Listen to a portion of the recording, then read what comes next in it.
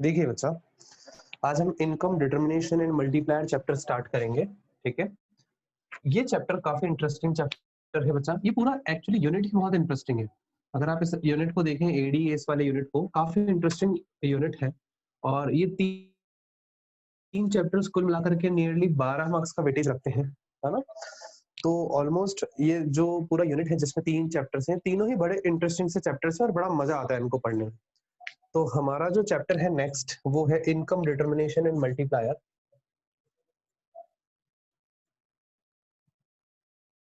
Income determination and multiplier.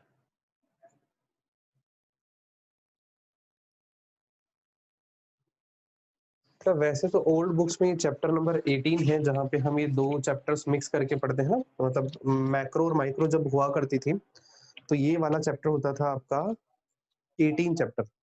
और वैसे ही chapter है 7th नंबर का, 1 2 3 4 5 6 7 नंबर का चैप्टर है। ठीक है, तो ये चैप्टर नंबर है आपका 7, इनकम डिटर्मिनेशन एंड मल्टीप्लायर। इसमें हम क्या क्या पढ़ने वाले हैं, सबसे पहले उसके बारे में हम लोग देख लेते हैं बेटा। सिंपल सा पहले इंट्रोडक्शन होने वाला है। यहाँ पर जो बेसिक, जो मेन आपकी अप्रोचेस हैं, वो हम लोग देखेंगे। ADS approach of determination equilibrium. Equilibrium state में आने की एडीएस अप्रोच और एक सेविंग और इन्वेस्टमेंट अप्रोच, इन दोनों में से फिक्स है एक क्वेश्चन आपको एग्जाम में मिलेगा। एडीएस, इन्वेस्टमेंट और सेविंग अप्रोच, सेम इसी की, ये दो अप्रोचेस में से एक क्वेश्चन जरूर मिलेगा।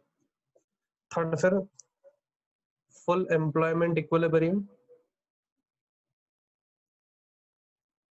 मतलब जब हमारी इकोनॉमी में जितने लोग काम करना चाहते हैं और काम करना चाह रहे हैं, मतलब जितने लोग काम करना चाह रहे हैं उनके पास काम भी है, एक ऐसी स्टेट पे इक्विलिब्रियम कहाँ आएगा। और अंडर एम्प्लॉयमेंट इक्विलिब्रियम, जब हमारी इकोनॉमी में जितने लोग काम करना चाह रहे हैं उन सभी के पास काम नहीं है। ठीक है, तो इक्विलिब्रियम कहाँ आएगा। और एक कॉन्सेप्ट हम देखने वाले हैं, इन्वेस्टमेंट मल्टीप्लायर का, मतलब कितना पैसा लगाया कितने गुना हो गया। ठीक है, ये हम लोग सारे के सारे पॉइंट्स इस चैप्टर में कवर करने वाले हैं। एडीएस अप्रोच जो है और इनकम इंटरेस्ट और इन्वेस्टमेंट अप्रोच, इन दोनों में से एक अप्रोच जरूर एग्जाम में बैठती है बच्चा। और इन्वेस्टमेंट मल्टीप्लायर में से प्रैक्टिकल क्वेश्चंस बनते हैं, प्रैक्टिकल क्वेश्चंस डिस्कस करेंगे। ठीक है, बैक वाले चैप्टर के बेसिस पे कुछ फॉर्मूलाज आएंगे, वो सारे फॉर्मूलाज हम लोग यहाँ पढ़ने वाले हैं। ठीक है, तो सबसे पहले इनकम डिटर्मिनेशन एंड मल्टीप्लायर का इंट्रोडक्शन हम लोग पढ़ेंगे। इससे सबसे पहले इंट्रोडक्शन होगा, फिर ये 4 टॉपिक्स होंगे। ठीक है, तो आज मैं कोशिश करूंगा फर्स्ट वाला टॉपिक कंप्लीट करवाने की, हालांकि काफी बड़ा टॉपिक है, बट हम लोग कवर कर लेंगे आज की क्लास में। ठीक है, चलिए बच्चा एक बार एसेस ले लीजिए आज के इस चैप्टर का पूरा, मतलब इस पूरे चैप्टर का ओवरलुक क्या है, हम किस तरीके से इस चैप्टर को पढ़ने वाले हैं। एसेस ले लीजिए।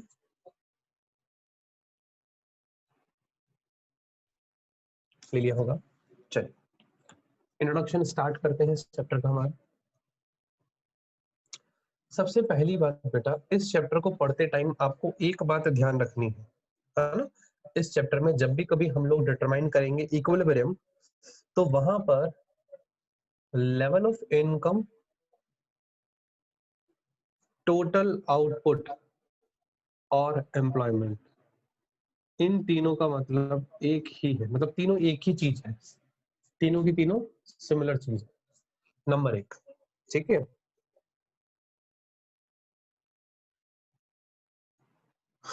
इसके कहने का मतलब ये है, अगर मान लीजिए, मैं आपको इस तरीके से समझाऊं, अगर मान लीजिए आउटपुट बढ़ता है, ठीक है, तो आउटपुट बढ़ने का मतलब क्या है, आपका प्रोडक्शन बढ़ना। प्रोडक्शन बढ़ेगा तो ऑब्वियस सी बात है ज्यादा लोग एम्प्लॉयड होंगे, एम्प्लॉयमेंट बढ़ेगा, और एम्प्लॉयमेंट बढ़ेगा तो हमारे इंडिया की इकोनॉमी का लेवल ऑफ इनकम भी रेज होगा।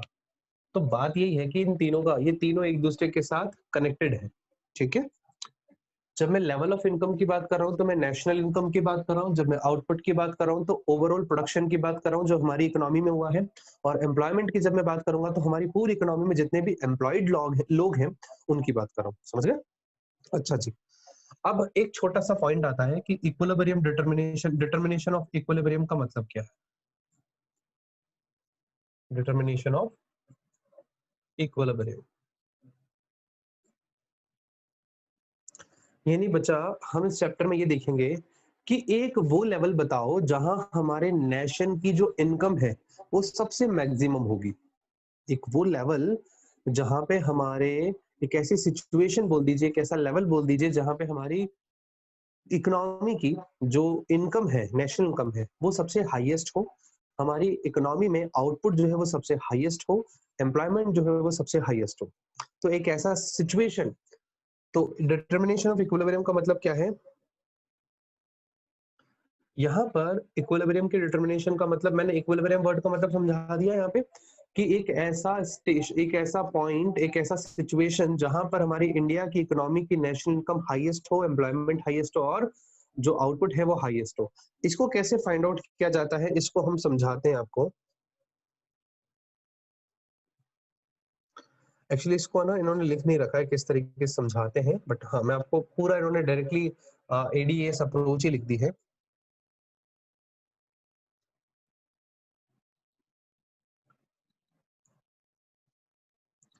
अ सिचुएशन, मैं यहाँ पे आपको लिख करके बताता हूँ। A situation when the level of income, comma, output and employment all are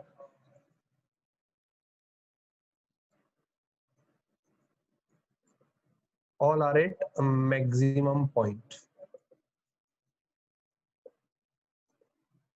एक ऐसी सिचुएशन जहां पे इकोनॉमी की इनकम, आउटपुट और एम्प्लॉयमेंट जो है वो क्या है, एक मैक्सिमम पॉइंट पे है, उसे हम लोग बोलते हैं equilibrium of income, output and employment. यहाँ पे मैं आपको डिटर्मिनेशन नहीं लिखवा करके क्या लिख पा रहा हूँ, इक्विलिब्रियम।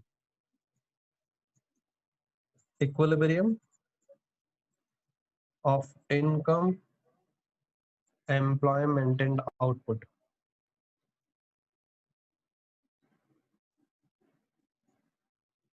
ठीक है, अब हम लोग फाइंड आउट करेंगे बेटा कितनी अप्रोचेस हैं इक्विलिब्रियम फाइंड आउट करने की, इनकम, एम्प्लॉयमेंट और आउटपुट किस लेवल पे मैक्सिमम, किस सिचुएशन में मैक्सिमम होंगे। इसकी दो अप्रोचेस है, यहां मैं लिख रहा हूं, ये फर्स्ट पॉइंट, ये second point. Approaches, approaches of determining equilibrium level of, मैं only equilibrium level of income बोलूं तो भी मतलब इन आउटपुट और एम्प्लॉयमेंट से भी है। तो आपको अप्रोचेस बतानी, approaches of determining equilibrium level of income और आउटपुट और एम्प्लॉयमेंट। तो बेटा इसकी दो अप्रोचेस हैं।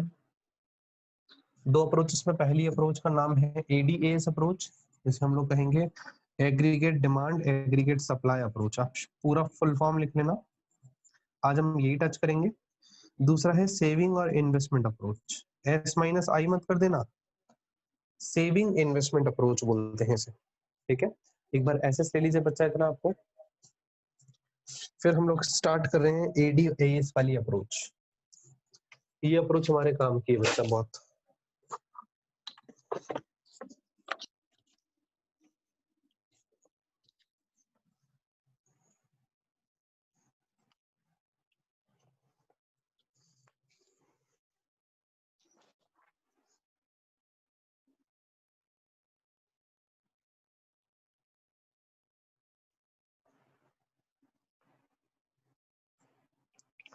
वेट करना बच्चा, बस स्टार्ट कर रहे हैं, देखिएगा। इसे हटा रहा हूं मैं बच्चा।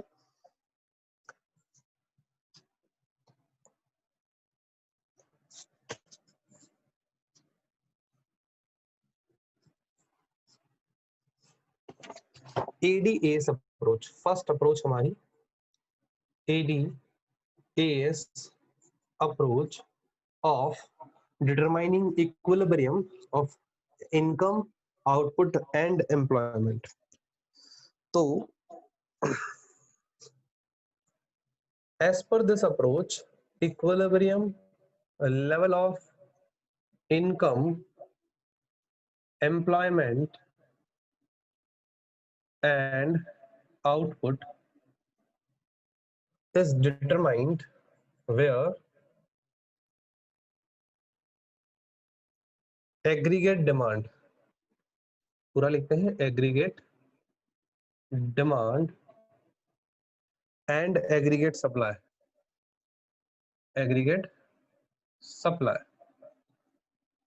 are equal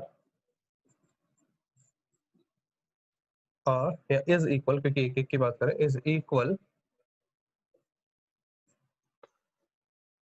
ठीक है। Equilibrium level of income, employment और आउटपुट वहां पर आएगा जहां पर एग्रीगेट डिमांड और एग्रीगेट सप्लाई दोनों बराबर है। एडीएस अप्रोच तो ये कहता है। अब अच्छा, एक बार मैं आपको यहाँ पे सिंबॉलिकली अगर प्रेजेंट करके दिखाऊं तो AD equals to S. AD का मतलब क्या होता है? कंजम्पशन प्लस इन्वेस्टमेंट, और इसका मतलब क्या होता है? Consumption plus saving. अगर मैं कंजम्पशन से कंजम्पशन काट दूं तो इन्वेस्टमेंट इक्वल्स टू सेविंग। दूसरी अप्रोच ये भी हो जाएगी हमारी। आपने दोनों जगह एडी लिखा है? हाँ जी, क्या कह आपने रहे हैं? दोनों एडी लिखा है आपने? दोनों आपने एडी इक्वल टू एडी अच्छा लिखा है। ठीक है कोई बात नहीं। ये एडी और ये एएस सुन लो, सुनते वक्त ध्यान दो थोड़ा। मैंने कहा बेटा देखिए, मैं आपको सिर्फ समझा रहा हूँ। Aggregate demand equals to aggregate supply. Aggregate demand का मतलब कंजम्पशन और इन्वेस्टमेंट से, और एग्रीगेट सप्लाई का मतलब कंजम्पशन प्लस सेविंग से। अगर कंजम्पशन से कंजम्पशन कट कर दो तो next approach investment equals to saving approach आ जाती है। वो अभी नहीं करनी, अभी तो सिर्फ आपको ये ध्यान रखना है, ठीक है। अब सुनना, आपको पता है एडी यानी क्या है, एडी कैसे बनता है और एएस कैसे बनता है? मैं आपको यहाँ पर इसका एक डायग्राम बना करके एक्सप्लेन करूंगा बच्चा, देखिएगा इसका डायग्रामेटिक एक्सप्लेनेशन। पहले डायग्राम बना रहे हैं, y axis O, x axis. आप सब जानते हैं कि y equals to S curve होता है, दैट इज 45 डिग्री लाइन। ये 45 डिग्री का लाइन होता है, ठीक है। ये हमने प्रीवियस चैप्टर में रीड किया था। ये एस एग्रीगेट डिमांड इस तरीके से चलती है, AD equals to C plus I, जहां पर ये दोनों इंटरसेक्ट करें उसे पॉइंट ई कहा जाएगा। इसे बोला जाता है equilibrium point, equilibrium point. This is a point where income is maximum. This point y बोल दीजिए, या आप कोई और नाम दे दीजिए। y तो हमने ऊपर दे दिया है, आप p नाम दे दीजिए पहले। Point p is a point where income, output and employment, these all three are at its maximum point. It means OP is the level, OP is the point where income, output and employment, all three things are at highest point, ठीक है। और यहाँ पे हम show क्या करते हैं, AD equals to C plus I. बस आपको ये चीजें ध्यान रखनी है, ठीक है। ये इसका एक डायग्राम है बच्चा, इस डायग्राम को आप अच्छे से अपने पास नोट करेंगे और ये डायग्राम आप लोग बनाएंगे भी। ओके जी, आते हैं इसके एक्सप्लेनेशन पे। इसको एक बार रफ करूंगा मैं, इस वाले चीज को एक बार आप ऐसे ले लीजिए अच्छे से बच्चा। डायग्राम बना रहेगा, ले लिया होगा ऐसे, देखिएगा।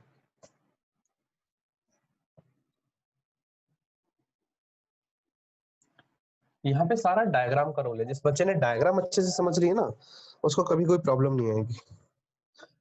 Explanation, explanation of what? Explanation of this diagram. ये डायग्राम का एक्सप्लेनेशन है।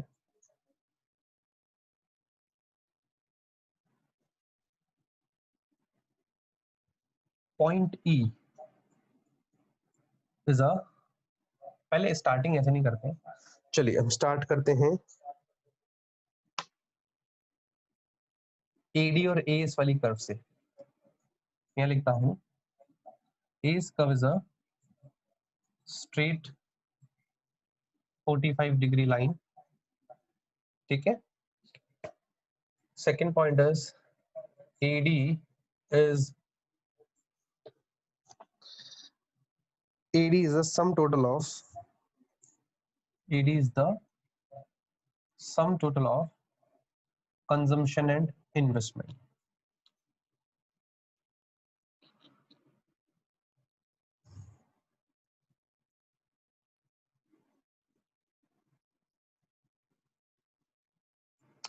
Point E. चलो AD के आगे थोड़ी सी और लाइन है, AD is the sum total of C plus I, आगे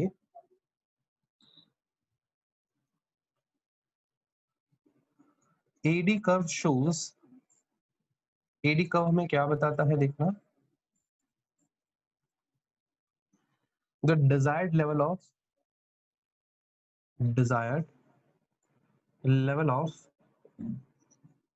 expenditure by consumer। बेटा एडी ये बता रहा है कि कंज्यूमर कितना पैसा खर्च करना चाह रहे हैं अलग अलग लेवल ऑफ इनकम पे। एक तो कंज्यूमर्स एंड फर्म्स, क्योंकि कंजम्पशन दोनों तरीके से होता है, फर्म्स भी कंजम्पशन करती है और कंज्यूमर्स भी कंजम्पशन करते हैं, ठीक है।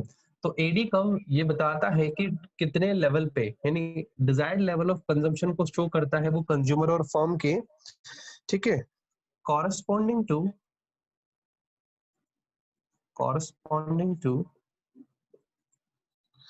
Each level of output, each level of output, यानी हर लेवल ऑफ आउटपुट पे कितना कितना पैसा खर्च कर रहा है कंज्यूमर और फर्म्स मिलाकर के। ऑल टुगेदर जो कंज्यूमर्स है हमारी पूरी इकोनॉमी में, वो और जितनी भी फर्म्स है वो अलग अलग लेवल ऑफ आउटपुट पे कितना कितना पैसा खर्च कर रहे हैं। Point 3 says the economy is equilibrium, the economy is equilibrium at point E where AD is equals to ACE, जहां पे एग्रीगेट डिमांड एग्रीगेट सप्लाई के बराबर है।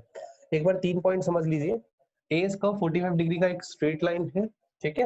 एडी जो है वो कंजम्पशन और इन्वेस्टमेंट का सम टोटल है। अगर मैं आपको कंजम्पशन और इन्वेस्टमेंट थोड़ा सा समझाऊं, आपको याद होगा जब हमने कंजम्पशन और इन्वेस्टमेंट बनाया था, ये आई इन्वेस्टमेंट आई डैश और कंजम्पशन यहाँ से स्टार्ट हुआ था, ऐसे चला था, और एडी इन दोनों के ऊपर से ऐसे स्टार्ट हुआ, यहाँ पे चला।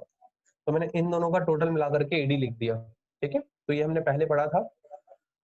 थर्ड पॉइंट था, इसके बाद था एडी कर्व ये बताता है कि अलग अलग लेवल ऑफ आउटपुट पे फॉर्म्स और कंज्यूमर्स मिलाकर के कितना पैसा खर्च कर रहे हैं। खर्चे की लाइन को बता रही है, एक्सपेंडिचर की लाइन है कि कितना कितना, जब आउटपुट इतना था तो कितना, जब आउटपुट इतना था तो कितना पैसा खर्च कर रहे हैं। समझ गए? ये लाइन से, मैं लाइन से हटा रहा हूँ। नेक्स्ट पॉइंट मैंने लिखा पॉइंट ई, जो हमारी इकोनॉमी है वो पॉइंट ई पर इक्विलिब्रियम सिचुएशन में आएगी जहां पर एग्रीगेट डिमांड और एग्रीगेट सप्लाई दोनों बराबर है, ठीक है। अब मैंने बोला the economy is in equilibrium at point E where AD is equals to S. क्यों है यहाँ पे ये? Because the level of desired spending on consumption, the level of, अब मैं इसको देखना कैसे लिखता हूँ, desired spending on consumption is equals to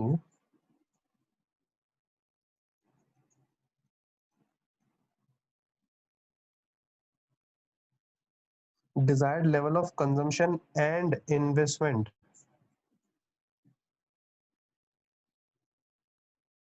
exactly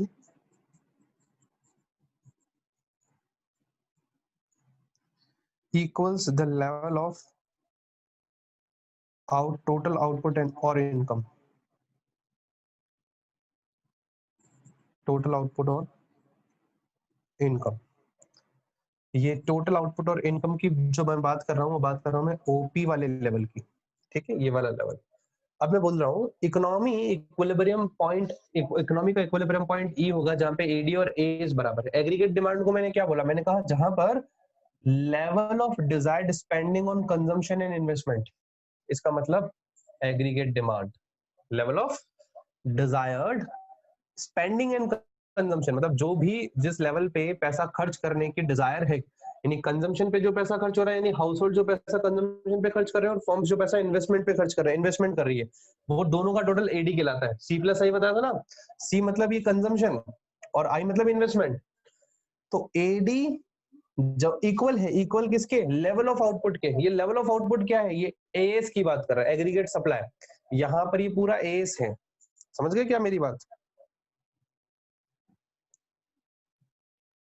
मैं इस पॉइंट को दे दूं ईपी नाम, ईपी, यहां पर ये जो ईपी है ना, ये वाला पॉइंट ये शो कर रहा है, ये वाला ईपी पॉइंट ये शो कर रहा है कि टोटल यहाँ पे ये एग्रीगेट डिमांड की बात हो रही है, लेकिन ये वाला जो पॉइंट है ना जहाँ पे इक्वल है, ये पॉइंट ई और पी वाला पॉइंट है, ईपी पॉइंट।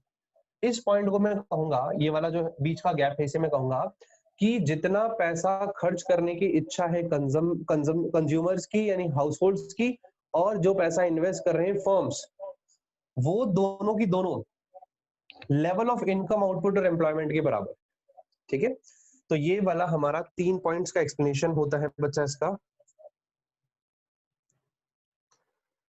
एक छोटे से 2 पॉइंट और है, 4th पॉइंट में यहां लिख रहा हूं, सुनना। कॉरस्पॉन्डिंग टू पॉइंट ई के कॉरस्पॉन्ड में जाओ आप। ये ओपी जो है, ओपी ये इक्विलिब्रियम लेवल ऑफ इनकम और आउटपुट है। Corresponding two point E, OP is a equilibrium level of income, employment और आउटपुट। समझ गए।